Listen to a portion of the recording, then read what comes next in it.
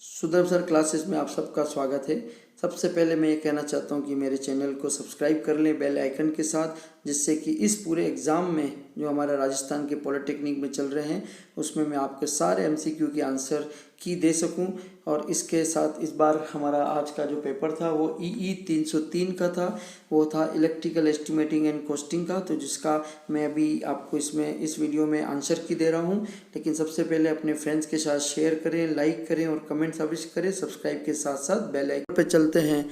तो पेपर का नाम है estimating costing and design of electrical installations, है ना। इसमें वही 30 क्वेश्चंस आए हैं एमसीक्यू के। तो पहला क्वेश्चन है, यदि किसी व्याख्यान कक्ष का यूजित विद्युत भार 1140 वाट हो तो भारतीय विद्युत अधिनियम अनुसार उप परिपथों की संख्या कितनी होगी।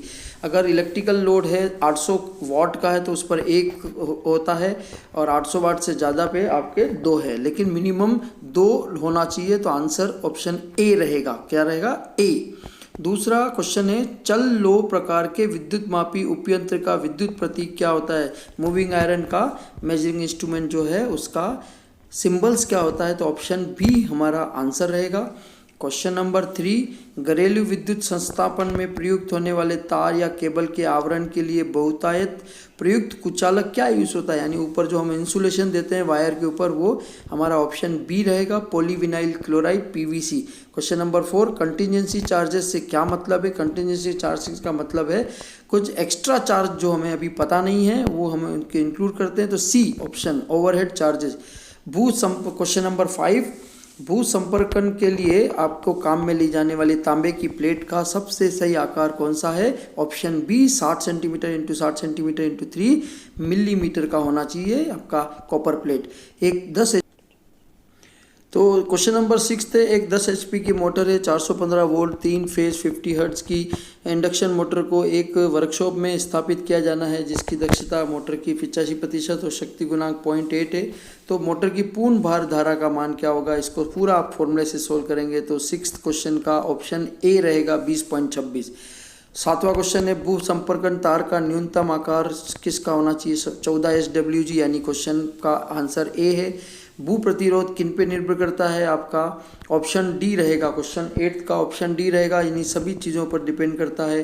क्वेश्चन नंबर 9, मानव शरीर के लिए सुरक्षित विद्युत भार धारा का मान क्या होता है, और वो होता है 9 मिली एम्पियर। वैसे 10 मिली एम्पियर से कम होना चाहिए, तो इसमें 10 मिली एम्पियर से कम 9 एम्पियर है, तो ऑप्शन ए। क्वेश्चन नंबर 10, विद्युत प्रदाय संयोजन क्या होता है। इसमें से आप ध्यान से देखिए, जो आपका सर्विस लाइन है वो पोल से और एनर्जी मीटर के बीच में, तो ऑप्शन ए रहेगा आपका। क्वेश्चन नंबर 11 है, एक एमसीबी का फुल फॉर्म क्या है ये पूछ रहा है, वो है B option, miniature circuit breaker, B option. Question number 12, यदि एक छोटी कॉलोनी का औसत विद्युत भार 20 किलोवाट और अधिकतम मांग 40 किलोवाट है तो भार गुणांक का मान क्या होगा। आप इसमें से इसका फॉर्मूला का load factor equal to average upon peak load, तो answer 0.5 option B. Question number 13, निविदा के विश्लेषण का विवरण पत्र क्या कहलाता है। ये आपका कहलाता है क्या, कंपेरेटिव स्टेटमेंट। जब भी हम कोई एनालिसिस करते हैं तो ऑप्शन बी। 14 क्वेश्चन है, निम्न में से कौन सा पूर्ण स्टेज सेट का अवयव नहीं है। इसमें ध्यान से देखो, जो डिस्क इंसुलेटर है वो इसका अवयव नहीं है, तो ऑप्शन डी सही है क्वेश्चन नंबर 14 का। और क्वेश्चन नंबर 15, वर्तमान में सब। क्वेश्चन नंबर 16 में देखिए, निम्न में से कौन सी सुरक्षा युक्ति को तड़ित आवेश से सुरक्षा के लिए उपयोग में किया जाता है। इसका ऑप्शन सी हॉर्न गैप है। क्वेश्चन नंबर 17 में, किसी स्टोर के नियंत्रण अधिकारी के द्वारा सामान निर्गमन करने की प्रपत्र की डायरी को हम ऑप्शन सी देखो इंडेंट कहते हैं। क्वेश्चन नंबर 18 में देखो, भारतीय विद्युत अधिनियम अनुसार किसी शक्ति उप परिपथ में प्राय युजित अधिकतम लोड कितना होता है, 3000 वाट का होता है, तो आपका ऑप्शन इसमें बी। तो क्वेश्चन नंबर 19 देखिए, ये कह रहा है स्क्वेरल, फेरेट, वीजल और रैबिट ये किसके कोड नेम्स हैं।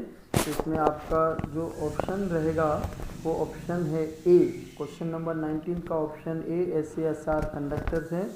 क्वेश्चन नंबर 20, किसी 100 kVA है 11/.433 kV खंबा आरोहित सब स्टेशन से एक सीधे रास्ते के साथ साथ 1 किलोमीटर 415 वोल्ट 3 फेज खंभों के मध्य विस्तार 50 मीटर हो, तो इसके लिए आवश्यक कुल RCC खंभों की दूरियां कितनी होगी, और वो है आप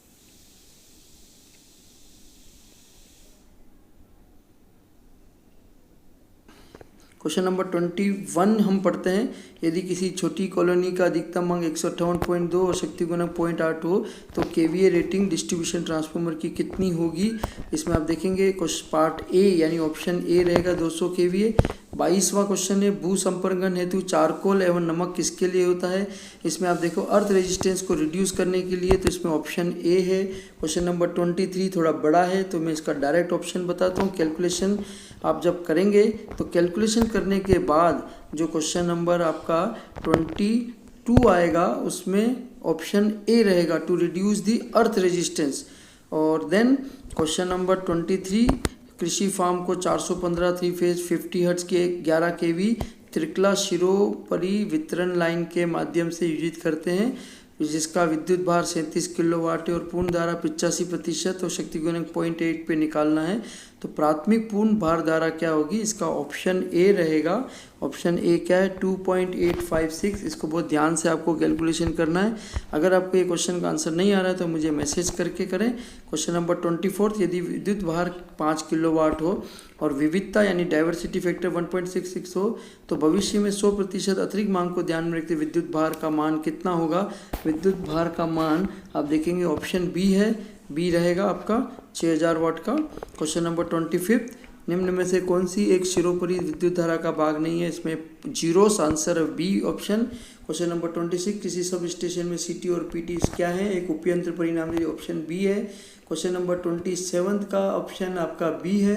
किसी ग्राहक के विद्युत भार का मांग और मध्य संबंध में करने का ऑप्शन आपका बी रहेगा साथियों। और इसी के साथ क्वेश्चन नंबर अब हम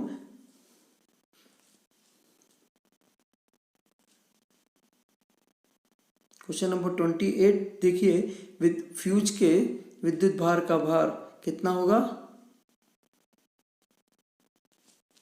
ऑप्शन नंबर आपका ए रहेगा।